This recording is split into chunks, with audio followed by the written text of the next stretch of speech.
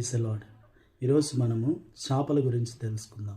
పరిశుద్ధ గ్రంథంలో యేసుక్రీస్తు ప్రభువారు తన సాధనాలుగా వాడుకున్నటువంటిది చేపలు. యేసుక్రీస్తు ప్రభువారు పన్ను చెల్లించాలని ఆయన యొద్దకు వచ్చినప్పుడు శిష్యులకు చెప్పాడు, ఇదిగో మీరు వెళ్ళి ఒక చేపను మీకు గాలం వేసినప్పుడు ఒక చేప మీకు దొరుకుతుంది. ఆ చేప నోట్లో షెకేల్ ఉంటుంది, అది తీసుకొచ్చి మీ కొరకు నా కొరకు పన్ను చెల్లించమన్నాడు. యోనా యేసుక్రీస్తు ప్రభు చెప్పిన మాట ప్రకారం వినకుండా పారిపోతున్నప్పుడు యోనాను సరిచేసినటువంటిది చేపే.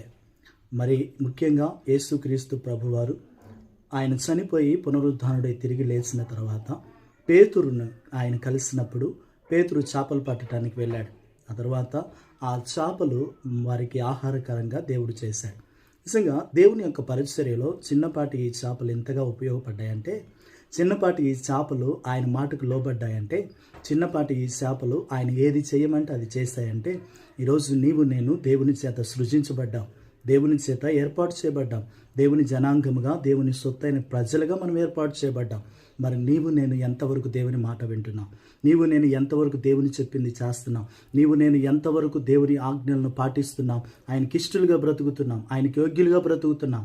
ఈరోజు ప్రశ్నగా మనం వేసుకొని ఆయన కొరకు జీవించగలిగితే ఆయన అర్హమైన పాత్రలుగా మనల్ని వాడుకుంటాడు. అటు కృప దేవుడు మనందరికీ దయచేయునుగాక. ఆమేన్.